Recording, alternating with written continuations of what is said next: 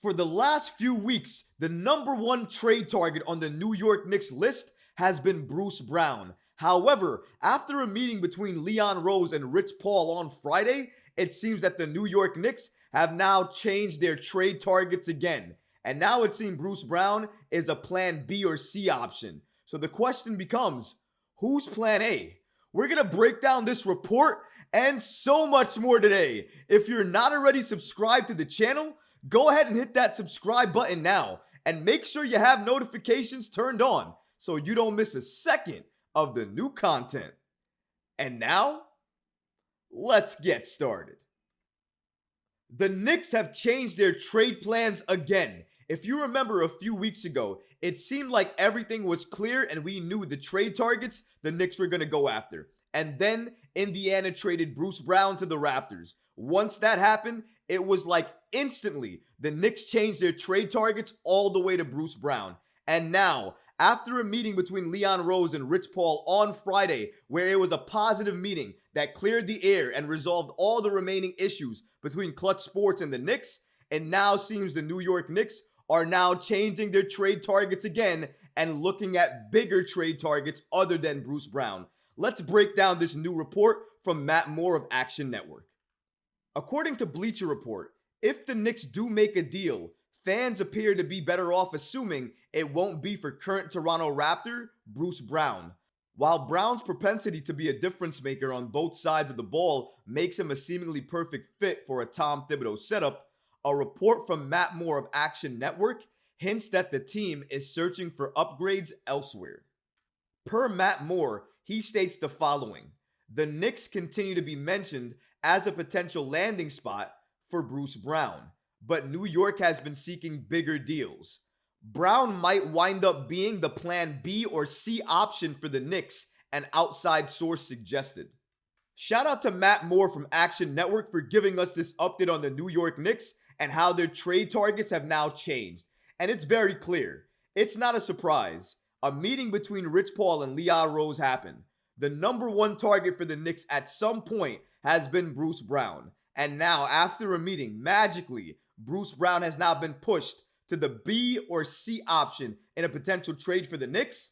How does that happen? And I asked at the top of the show this particular question. If Bruce Brown is now plan B or C, who's plan A? And if the Knicks are reportedly looking for a bigger deal, looking for a bigger type of star, who should that player be? Who would fit the bill of available players right now? Let's see.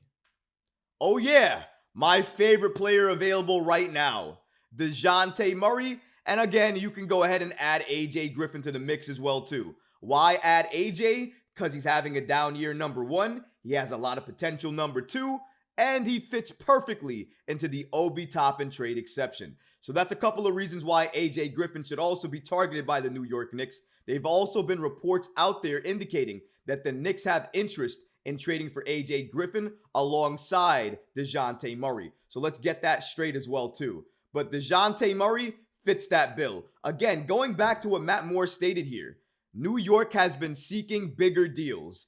If they're looking for a bigger deal, there is no bigger deal on the table right now than for DeJounte Murray. He has the good contract the Knicks need. He has the playmaking the Knicks need. He would thrive under Tom Thibodeau. His value would go up. And absolutely, if the Knicks want to make that star, superstar, all-star trade in the future, DeJounte Murray helps to support that. Even if he doesn't fit the Knicks exactly, his value would rise under Tom Thibodeau, and he could still be used as a trade piece for the New York Knicks in the future. This is a win-win for the New York Knicks, the Atlanta Hawks, and everybody involved. And I gotta say, the longer that DeJounte Murray doesn't get moved by the trade deadline, his value is gonna sink. And that might make the Hawks desperate enough to swing at any trade that's out there, including the New York Knicks trade offer, which has reportedly been Quentin Grimes, Evan Fournier, and a protected first-round pick and a couple of second-round picks. Now, again, that could change. It could turn into 2 first-round picks. It could turn into 2 protected first-round picks, an unprotected pick, and a protected pick. There is still time for those things to change. However, I think it's very clear. If Quentin Grimes is going to go into a deal, if the Knicks are targeting bigger deals, and if they're looking to move Evan Fournier, all of the stars are aligning and pointing to DeJounte Murray. And DeJounte Murray is not the only name on that list that may fit the bill. However, I argue DeJounte Murray is the perfect name for the New York Knicks to go after that fits everything that they're looking for. There is no better target on the table right now than DeJounte Murray. However, there are other reports out there that signal that the New York Knicks really, desperately want this player from Utah. And you know who it is. It's Jordan Clarkson. Now, let's not forget, Jordan Clarkson had his buddy, his good friend from The Athletic, Joe Varadone, go on New York sports media and basically state in public that Jordan Clarkson wants to play for New York. Clarkson had been tied for the New York Knicks for a couple of weeks now. He does fit the bill in terms of what they could use, a volume scorer off the bench. That's essentially what Immanuel Quickley was. Although he has better defense than Clarkson, I still think Clarkson gives you size. He can also give you playmaking. He can give you rebounding. He does all of that. I still think he would be more motivated to play under Tom Thibodeau and a contender, which the New York Knicks absolutely are at this point in time. The only problem with Clarkson is the price and the value. You're dealing with Utah. You're dealing with Danny Ainge. You remember how Donovan Mitchell went. I don't want to get fleeced. I don't want to give up multiple first-round picks. And if that's what it's going to cost in order to get Jordan Clarkson, I think the New York Knicks are going to be out on that anyways. Because I think the only player the New York Knicks would give multiple first-round picks for at this point in time is this guy right here, DeJounte Murray. Add AJ Griffin to that as well, too, because I guarantee they're going to want more than DeJounte, especially if they're adding Quentin Grimes to any deal. But that's the player that fits everything. Jordan Clarkson, I like him. I actually like him more than some of the prospects on the table right now, and I like him more than some of you guys do. I understand he's having a down year, not shooting well, but that's honestly why you might be able to get him for a little bit cheaper of a deal than you might be able to get him for, let's say, last season or the year before that. When somebody's playing very well, their value is going to go up, so it's going to be very hard to acquire them. That's why you don't have to pay a lot of money when a player's having a down year. That's why people were looking at Andrew Wiggins for some point of the season before we got OG, because he was a low-cost, cheap addition type of wing. But after you get OG Anunoby, there's no need for an Andrew Wiggins anymore. But the point here is you look around the league for opportunity. Somebody who might be on a down year that if they had a change of scenery and they went to a different team, maybe, just maybe, they could break themselves out of whatever funk they're in and become a more impactful player for the new franchise that they're on. And that's what I think most teams go for when they're looking to trade for certain players who are on a down year, because they look at what they did before, why they're doing what they're doing this season, and potentially what could help them be better. And if the current roster you have, you think fits the player you're going to trade for better than the current team that he's on, then maybe you do the deal because of that. There are a number of reasons why teams make trades, and that's one of the reasons. We have to acknowledge that. But I also want to go back to this Klutch Sports thing.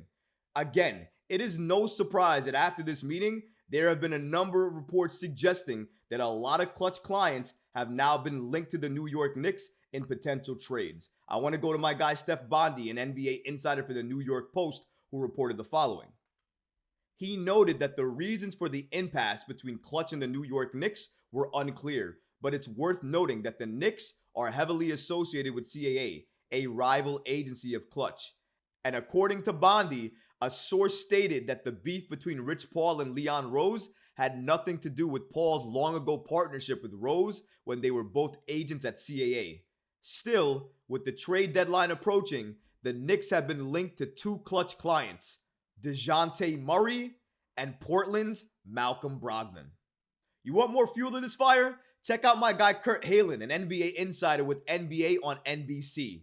He states that the meeting between Rich Paul and Leon Rose, this is not a small thing.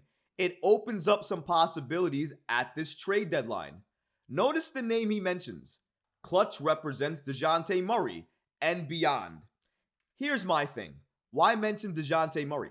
Why not mention Jordan Clarkson? Why not mention Malcolm Brogdon? Why go out of your way and mention DeJounte Murray, another NBA insider who mentions DeJounte Murray? I gotta say it. I say it every single video. I might create a shirt about it. Where there's smoke, there's fire. You got about 3 or 4 NBA insiders now noting that the New York Knicks have more or less changed their targets, They're focused more on Klutch clients. I wonder why. Oh yeah, because Rich Paul and Leon Rose basically cleared out all the issues that they had this past Friday. And now that they did that, all the Klutch clients that they had interest in are now back on the table. DeJounte Murray, Jordan Clarkson, Malcolm Brogdon. Hey guys, how you doing? Now you guys are back on the trading block for the New York Knicks to potentially trade for, because whatever issues that were happening between Klutch and the Knicks, those are resolved according to Steph Bondy. So after I understand that, and that particular point is clear, it's no surprise that the New York Knicks have adjusted their plans, because Bruce Brown might have been the perfect fit in regards to value of players available when there was the Klutch issue involved. Now the Klutch issue is not involved anymore. It's resolved. Now you take that into account. All of those players are back on the table. Now Bruce Brown doesn't look like the best player available.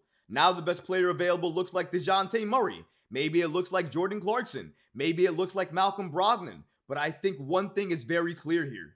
The Knicks adjusting their trade targets this close to the trade deadline makes me think very, very clearly that they're going to go after a Klutch client before the trade deadline on February 8th.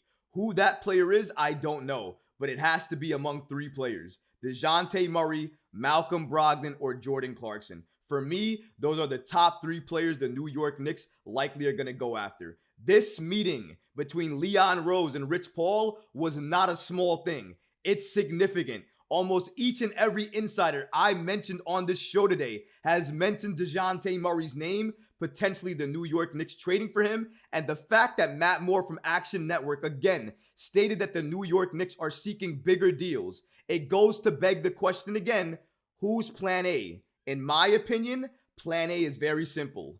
He's plan A.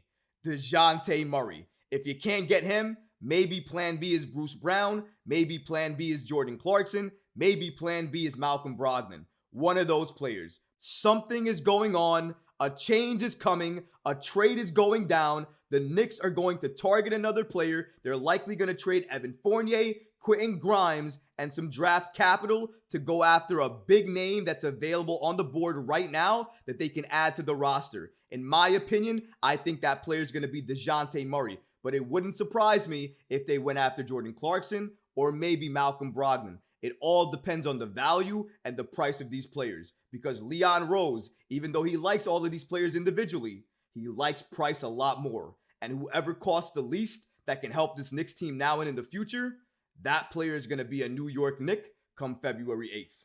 But what about you guys? What do you think about this report that the New York Knicks have changed their trade targets, changed their trade plans, and now are seeking a bigger deal come the trade deadline? Let me know in the comments below, guys, because honestly, I would love to hear from you. But that's going to do it for this episode. I hope you enjoyed it, and if you did, go ahead and smash that like button, leave a comment below, and of course, guys, please subscribe to the channel. Until next time, Knick fans. Peace.